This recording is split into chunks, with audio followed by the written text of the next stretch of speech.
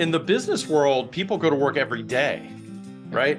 So we as entrepreneurs, we have an opportunity to reach people. We have lots of stakeholders, right? We have customers, we have our employees, we have our vendors, we have our community, just to name a few. And so by living our faith principles as an entrepreneur, God wants us to shine our light, right? And he wants us, I believe that really we're called to live a life of excellence, and to the point that people were like, wow, how can you choose to live an excellent life? And by winning as an entrepreneur and relying on our faith, we're influencing all these people.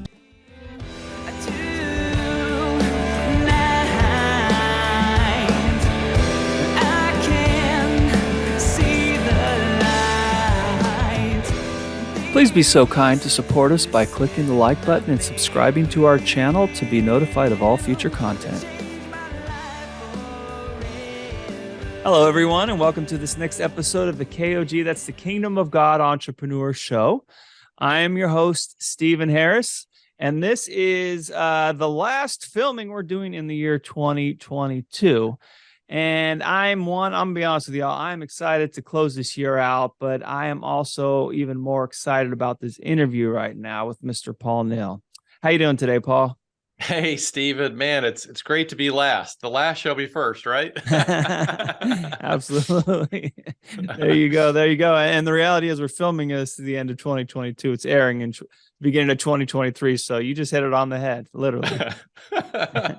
No, I'm excited to be here. This is going to be a lot of fun. It's actually a great week to have this conversation, in between Christmas and New Year's, a great week of reflection and kind of hit the pause button in the normal routines of life. And so it's a great time. I'm excited about it. Absolutely. We're excited to have you here.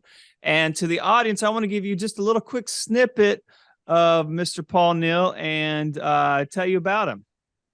And Mr. Paul Neal is the founder and principal funding strategist at Vantage Commercial Capital, a firm that focuses on helping entrepreneurs, businesses, and real estate investors win by funding their growth and dreams in a non-traditional way. Paul's unique perspective has been honed for over 30 years as an entrepreneur, financial strategist, professional speaker, and executive coach. He took the road less traveled, choosing to leave engineering right out of college to become a serial entrepreneur. So, Paul, that's what I have about you. Please tell us from your perspective about you. Well, it's a long story, but we'll keep it short. So the kind of the 30,000 foot view is, I always, growing up, always had a dream, and there was a passion inside of me to do something great in my mind. And I didn't know what that was. I didn't know what inspired that. I wasn't a Christian at that point in time. And I was on a track to study engineering. I just happened to be good at math and science, and I liked it. And my father was an engineer, and went off to school in Virginia and studied and did well in the subject. And but I had jobs along the way, and always kind of in my back of my mind, just nothing was really satisfying to me. I liked the idea of sort of being creative. I think that's one of the things that attracted me to the engineering field. At least that's what I thought I was going into. And, I worked with the school, had a great program, a co-op program. So I was able to work a semester in the field. I guess you would call it like an internship today, but in an actual engineering role. And having done that a few times, it wasn't what I thought it was going to be. And so long story short, I didn't feel like it was filling that void in my life in terms of where I wanted to go, what I wanted to do, where I wanted to take my life, and ended up going into business with a family member in marketing right out of school, and we did really well. It was just an opportunity to pursue some dreams, and that led to several businesses along the way, and some successful ones, and of course in 2008, pretty major failure when the world melted down. Which was a real gut check, because I'd never really had a business fail up to that point. Wow. And yeah. So but then it rebounded and have built some other businesses since then. Sold one a couple of years ago for a nice sum of money. And it was just really, honestly, it's always been sort of, I came to know Christ when I was 20. And that, I think, poured gas on the fire. And I've always kind of pursued this Ephesians 2:10. What is this? Sort of preordained life that God has laid out for me? How can I align, what I'm doing day to day, with what he says is, hey, this is my perfect will for you. Right. And so it's always been a search for that. And entrepreneurship has been the closest thing I've been able to get to that, because it's allowed me the freedom to pursue different things, try different things, meet lots of very interesting people, fail at a lot of things, but just really, live that day-to-day kind of reflection on, okay, am I really doing, what I'm called to do? And it's been a real fun journey. Yeah. Wow, that's awesome. I'm really excited to hear that. And we're going to unpack this obviously over the next few minutes, but to the audience, and correct me if I'm wrong in my understanding, you work with entrepreneurs to help with financing, lending, and things of that sort, correct? Yeah. I mean, simply put, commercial lending is tricky. It's challenging. It's fluid. It's not like going to the bank for a home loan. There's so many variables involved. And I find that in all of my experiences and many of my friends being entrepreneurs, the one common denominator that we seem to run up against is, funding when it's needed. How do I get it? What's the best type? Most people just go to the local bank, and statistically they're denied a lot, or they may be funded, but perhaps maybe not with the best options that are available because they're busy running their business, right? Yeah. So our whole goal is really to partner with those entrepreneurs, learn about their business, learn about their goals, short and long term, and then go into the market almost like a concierge. And we have hundreds of investors we work with, from private money to insurance companies to family funds to banks and you name it, to try to put together solutions that make sense, the right money at the right time for that particular entrepreneur. And so it's a lot of fun because we get to learn about all the businesses and create opportunity for growth for them. Okay. Well, the first question I'm going to have for you in this conversation, I mean, why do we need lending partners on our team? Because, okay, coming from the church world, it's all about, oh, wow, you just got to save up a bunch of money and spend whatever you have. But I personally, having, worked outside of the church, see there's a lot of variables that maybe don't align with that philosophy. If you could just, unpack that a little bit. Yeah, I mean, obviously, if you have enough money to, fund your business, and I'm a big advocate of bootstrapping where you can. I'm not a huge advocate of debt. In fact, there's a lot of really bad debt out there, and that's one of the things that we help, relieve, some of our entrepreneurs from, because they just trip into something simple because they need money right away, and they make a bad choice because it's an urgency and it's not well thought out or planned. So I hate debt personally. However, when you're growing a business, sometimes you need leverage and you need fuel to grow your business. For instance, a lot of entrepreneurs don't realize this, but a growing business consumes cash much faster than a business that's just kind of level and flat and not going anywhere or going down. Yeah. Because you think about it, right? If you're growing, you have marketing expenses, you have to hire employees, you might need infrastructure, you might need, marketing, all kinds of different things you're going to need, maybe inventory or whatnot. Sometimes you have to, put your money out in advance if you're creating a product before you sell it, before you receive your, receivables. And so that takes money. And most businesses fail because of the lack of cash flow at the end of the day. Yeah. So I'm a big advocate of having cash reserves and using other people's money, smart money, and always having a good cash reserve for yourself, because, hey, I just think that's important. So when it makes sense, and it doesn't always make sense. Sometimes people will come to us with scenarios and we're like, why do you want to do that? That really doesn't make a lot of sense from a funding standpoint.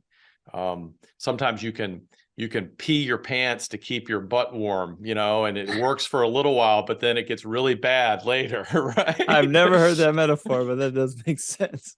So again, if we could operate completely debt free, then in every area, I would say absolutely. And again, I hate consumer debt. Business debt, only when it makes sense, can be your friend, because it can leverage. It can allow you to, again, hire those employees and grow your enterprise and expand. And sometimes opportunities open for a window and they're not going to be there, but for so long, right? And maybe you need a piece of equipment, or there's an opportunity to buy a building. I'll give you an example. I had of a client that owns a couple of pizza businesses, and he's renting both locations. He's been in the locations of 8 to 10 years. The landlord came to him about 4 months ago and said, "Hey, I'm going to sell the building." Mm-hmm. So his business is local. It's a local clientele, right? He built out the kitchen. They all come to that space. And he said, "Look, there's no guarantee if the new buyer is going to want to keep you or use it for something else or whatever." So he gave him the first right to get in the property. And so we were able to help him secure the financing. He had some cash, but he didn't have enough cash to buy the building outright. So we found the appropriate funding for him so that he could then, from a defensive position, lock his business in, and not have to relocate, disturb operations, potentially lose a significant percentage of his customers or whatever. So there are some real reasons why you will need money at time to grow your business. Yeah. Wow, that's very interesting. There's a certain mindset that entrepreneurs have, right? And entrepreneurs go out and they pivot based on let's say the ecosystem around them, what's available. And unfortunately, so much of the church has just kind of missed that boat, right? It's just, let's just keep doing what we've been doing for generations and hope for the best. And unfortunately, we're seeing the consumption of the church just, shutting down doors, people becoming hardened in heart, walking away like in droves, right? Yeah. And it seems that the entrepreneur has a certain mindset to go into a situation and make the best, right? The wise man built his house upon the rock, not just, hey, I need to build a house. Here's some sand here that can be a stable ground for me. Right. Right. Yeah. I mean, I agree. I mean, I think our future, the world's future is the entrepreneur, honestly, the small business person, because you think about it. So church already has a stigma, and I agree with everything that you said. The younger generation specifically, we're competing against, all this technology, all this entertainment, all this in your face thing. And it's hard. A lot of the churches have tried to become more of an entertainment zone, for the kids. And I get it and I understand it. I'm not critical of it. It's just, but I think even statistically, ones that go to the church, regular attendance is like once a month for somebody who's considered a regular attendee, right? But in the business world, people go to work every day, right? So we, as entrepreneurs, we have an opportunity to reach people. We have lots of stakeholders, right? We have customers, we have our employees, we have our vendors, we have our community, just to name a few. And so by living our faith principles as an entrepreneur, and God wants us to shine our light, right? And he wants us, I believe that really we're called to live a life of excellence, and to the point that people were like, wow, how can you choose to live an excellent life? And by winning as an entrepreneur and relying on our faith, we're influencing all these people, right?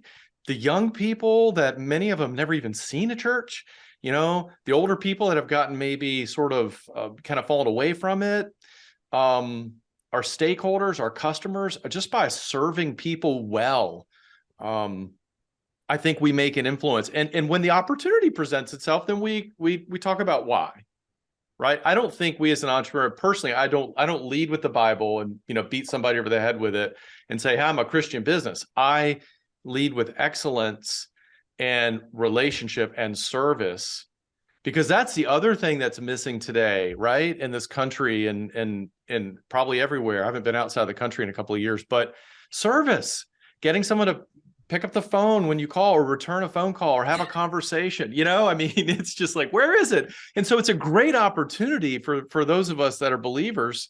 Christ said, the greatest among you would be the biggest servant, right? We serve others, we give, and it's given unto us. But we have all these people in our world, our little, gravitational pull that we can affect by living a godly life. Yeah. Now, I love the way you said that. I mean, and you'd mentioned, you haven't traveled. I was actually out of the country this year with my family, and the burger place there at the airport. I was so excited to have a burger, right? And let's just say they weren't operating by the standards which we all here in America take for granted, right? We assume Yeah. you go up, pay the bill, and your burger's ready in a few minutes. Well, there was a number of people before me who had been waiting for over an hour, and their planes were about to leave. So they're screaming, and there's just two people. But you know what I mean? So I Yeah. agree with what you're saying. I noticed that when I go certain places, even from being here in the city in Charlotte, we recently had a situation where we were out of town, and we're broken down basically, and so we needed some help, but the small town mindset wasn't what we're used to. And so all that is it's principles, right? If somebody, no matter where you are, these are universal principles that make an impact wherever you are. And I like what you're saying. I lead that way. It's a matter of my yes is yes, my no is no. If I say I'm going to be a certain place at a certain time, I make sure I do it. Or if I'm late or have to reschedule, well, I'm going to communicate that with you. So at least we're all on the same page. So expectations are set and met. And it sounds like that is the foundation of what you work with. Am I correct? Yeah, I mean, absolutely. And I think every successful entrepreneur, if they're going to be successful, they're going to fly by those principles. I mean, it's funny because, every success book in the world that's worth its salt, all the principles you hear all over YouTube today, the end of the day, you can trace all of those back down to biblical principles, right? Yeah. I always laugh when I see that. It's like, particularly I see a new young YouTuber coming up with these great principles, and I'm like, these great principles have been around for thousands of years, and they used to teach them on Sunday at the church, but we're not exposed to that anymore and reinforced in society. And unfortunately, like you said, the culture has drifted. And I think, again, that's why I say I think the entrepreneur is really the hope of the world, because I think we have an opportunity to drive culture. We're fighting, I think, as Lance Wallnau says, the 7 mountains, right? The 7 peaks. I mean, there's this aggregation of power up to the hands of the few, because if a few control it, then you control the masses. The world system, big whatever, big government, big tech, big media, big whatever you want to call it, doesn't like the entrepreneur, because we're free thinkers. Yeah. We have our own, and particularly if you're a Christian, you're my own authority, who I answer to, my ultimate authority, which guides my decisions. And hopefully, I'm not perfect, but I try to, we as entrepreneurs, we try to make decisions in line with that. And again, no perfection for any of us, but at least I think we recognize it. But the thing too about entrepreneurs, you and I were talking about before you hit the record button, is that even if you're an entrepreneur and maybe you're not sure about God and all that, that's okay, because you're living a faith life, every day. There are days you're going to hit your knees, right? As an entrepreneur, if you've been one for very long. Yeah. And so ultimately, I think that's a great seedbed to learn and to be, open to, hey, is there a God? Does God exist? And then going on the road that, Jesus and, in the gospel. But it's a great place to be, and it's a great place to develop all that, the potential that God gave us to be as individuals. Awesome. Well, if you wouldn't mind, please tell us about, let's say, if one of our audience members were to check you out, and of course, we're going to have your contact information in addition to this video for people to click on. What does that look like? They reach out to you, and then what happens from there? Yeah, we have a conversation, a brief 15, 20-minute conversation to really try to understand, what you're trying to accomplish. And we focus in 3 primary areas: commercial real estate, whether it's an owner occupied, like you're a professional, you want to buy the building you're in, or investment properties, business acquisition, funding, and then growth capital. It's kind of the 3 areas that we focus in. And we just try to understand, what is it? 15, 20 minutes, high level. What are you trying to do? Where are you now? Where are you going? What have you tried? What walls have you run up against, if any? And then see if there might be some interest and a fit. We don't charge anything. We only get paid if we go through the whole process and are able to secure appropriate funding and that entrepreneur accepts that funding. So it's really it's a faith thing on our part that we want to do our due diligence up front and build that relationship and understand and try to put our best foot forward to really help. And if we can, we can. If not, then we'll tell you. And sometimes we can give advice on, some strategy and some planning, perhaps, that could maybe position that person in a different place downstream. Okay, nice. And I'm told there's 3 legs of this, what they call the lending stool. Could you tell us a little bit what that looks like? Well, traditional lending, I call it the 3 legs. You have collateral, credit, and cash flow. And if you go to a typical bank or whatever, they're going to look at all of that. All of that has to be pretty strong for them to want to even consider having a conversation. Most entrepreneurs they're not strong on all 3 legs, probably 2, maybe 1. It's sometimes all 3, but so traditional lending requires all 3 to be very strong, but some of the options that we have in the non-traditional space doesn't necessarily require that. You could be strong in 2 areas and maybe not the third, and still, funding may make sense, or even sometimes 1. Generally, if none of the 3 are strong, it probably not. But yeah, those are the 3 areas that typically that determine, a fundability for someone in a business world. Okay, very nice. And that's interesting because I have a double MBA. I've never heard that before. It's interesting to me that is let's say the gold standard of how lenders assess whether it's good to do business with you or not. But that to me, it just seems like, come on, guys, you could put it out there and make that just kind of like, all right, do these 3 pillars line up? If not, still give us a call. We'll see what we can do for you. But at least set the standard, right? It's nice to... Right. Well, and like what we run into a lot, Stephen, is the smaller entrepreneur. He has a locally based business, like a veterinarian or chiropractor or something like that. Okay. And he's renting the building he's in, and we're like, why are you renting? Why don't you buy the building? You're going to be in this location for 20 years, right? It's not like a virtual business where you're one of these internet gurus that can do that, right, and make gazillions of dollars in Tahiti. But you have a local business and you have a presence.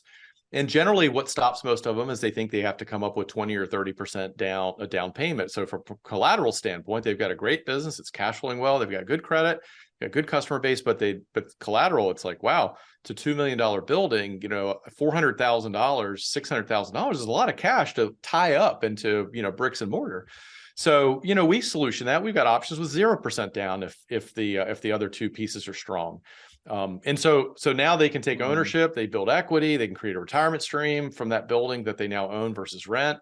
They're not at risk of someone selling the building out from under them. They can make, adjustments. They could eventually move to another building and, lease that one out. It's a lot of things you can do.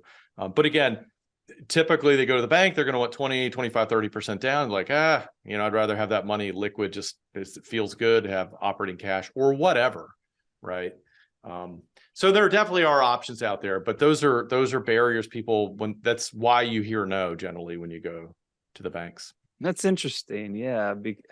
So it's very entrepreneurial what you're doing, because I feel like entrepreneurs, find problems and then create solutions for those problems.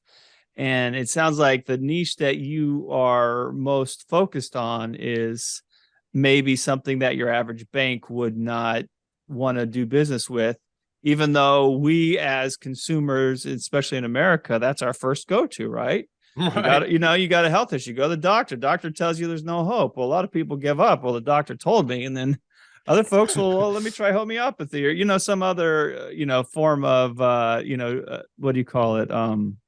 Alternative medicine, right? Mm-hmm. Yep. No, you're exactly right. I mean, it's kind of paradoxical too, because the largest banks in the world talk about how friendly they are to small business and all that, but that's just a marketing line. They're really not, actually. Yeah.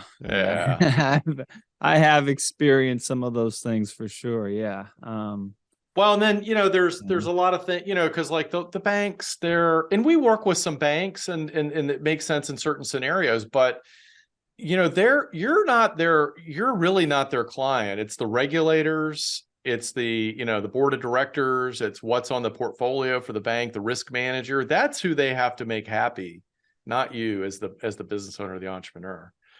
So, and we lived it in 2008, when the world imploded. I could sit around I'm part of a monthly Christian CEO group, and literally just about everybody around the table had the bank breathing down their neck in 2008. And these people were making their payments on time and whatnot, but the banks just decided, we don't want that on the portfolio anymore.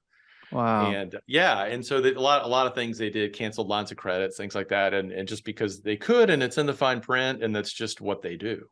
Yeah, that happened to me in 2008. Yes, I understand exactly, because now you have a limit of $20,000 and you have a $10,000 balance, and then all of a sudden your limit goes from 20,000 down to 10,200. Yep. And then your credit gets, you know what I mean? It's crazy what happened then. Yep. And that's why, again, I'm a big advocate of cash reserves and using other people's money when it makes sense. So that way you always have the cash to meet your obligations and survive through periods of, COVID, right? I mean, it turned out okay for a lot of businesses, not for other businesses, just depending on what sector you're in. But cash reserve certainly helped versus not having any. Yeah. Yeah. And I'm curious, are you one who, let's say you're a fan of like the Dave Ramsey's or the Robert Kiyosaki's and some of these philosophies, because I think that's where there tends to be division, especially within the church community. And I'd like to hear your opinion on that. Yeah. Interesting. I know them both well. I'm a fan of both for different reasons, right? I'm a fan of Robert Kiyosaki because his cash flow quadrant makes so much sense, and it teaches people to think, okay, let me get out of my sort of trading hours for dollars world, and that the system is kind of, I'm kind of indexed in with the system, and I'm not going to really get ahead. And he's right about that. And the idea of leveraging in real estate, I mean, real estate's a great investment. We do a lot of that. I like Dave Ramsey from a standpoint because he teaches, live below your means and, pay cash when you can. I don't know that I'm not fully on board the cash thing. Like I said, I like to have the cash in the bank or working for me in a where I have access to it, that I could cover the debt if I have debt, but no consumer debt, like a home mortgage. Yeah. But a bunch of other debt. No, I'm with Dave Ramsey. Just, get rid of that stuff. Yeah. But from a business standpoint, again, it's hard to build and grow a successful business enterprise in today's world. All cash. You're gonna limit your growth. I mean, there are options. I get entrepreneurs, and we have some equity options, some venture capital options too. The problem with that is, once you bring in a partner of any type, you're giving up your future earnings and sometimes a lot of control. Right. So you have an option. It's like, okay, do I borrow $100,000 to grow this business, or do I bring in an equity partner that has it? Well, if you borrow $100,000, you ultimately will pay that loan off, and you still retain all ownership and growth of the company and equity. If you bring in an equity partner, and I did this myself when I was younger in one of my businesses, I was bootstrapping the business, didn't have a lot of free cash flow. I needed some help. I had an employee that he was going above and beyond the call of duty. And I was like, wow, he could probably run this place, be my operations guy, and that allow me to grow the business more.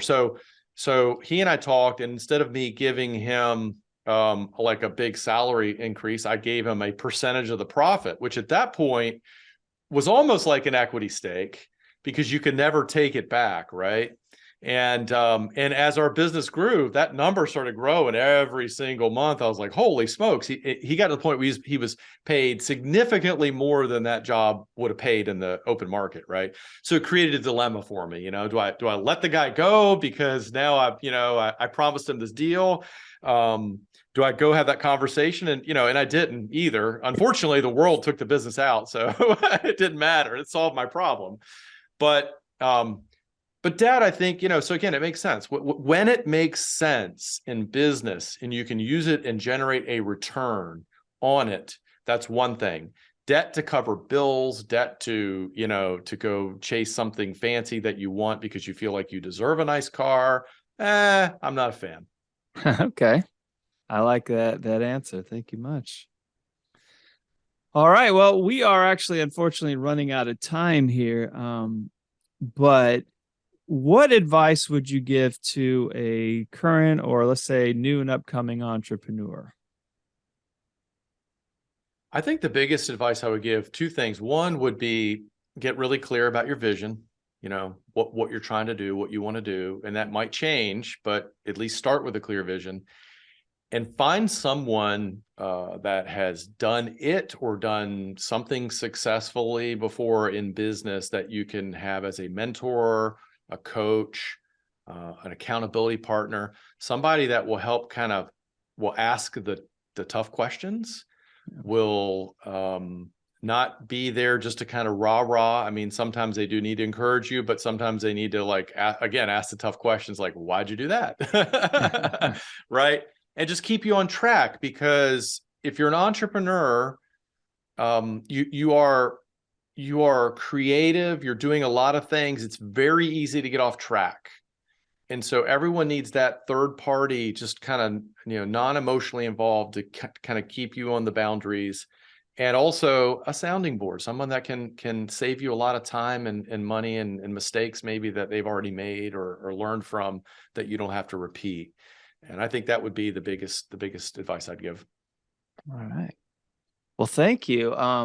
As I said before, we're going to make sure that we have your links available for people to check out your website, check you out on social media, etc. And before we go, would you mind closing us out in a prayer? Yeah, absolutely. Thank you, Stephen. Father God, thank you for this time together to talk about you and the ability and talents that you've given each and every one of us as created individuals with unlimited potential. Ephesians 2:10, one of my favorite scriptures you've given us, that you've given us this unbelievable opportunity. And we just thank you for that. Thank you for all the listeners. Pray the message, your word goes out and reaches them in a super positive way. It makes an impact in their life. In Jesus' mighty name, amen. Amen. Well, Paul, it was great to have you here. And I'm hoping we could have many more of these conversations. I really have been challenged by quite a bit of what you said today. And it would be nice to keep that dialogue going, sir. Excellent. Yeah, this has been great, Stephen. I really enjoyed it. Let's do it again. All right. Excellent. All right. And to the audience, I want to thank you for tuning in to this episode of the KOG Entrepreneur Show. And I want to remind you that the kingdom of God is within you always. So go be fruitful and multiply. God bless. We'll see you all next time.